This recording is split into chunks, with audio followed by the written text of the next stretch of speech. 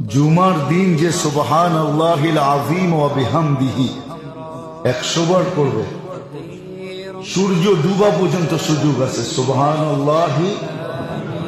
সুবহানাল্লাহিল আযীম ওয়া বিহামদিহি,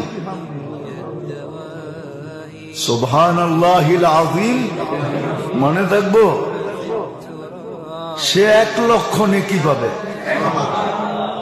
তার মা বাবা 12,000 করে পাবে।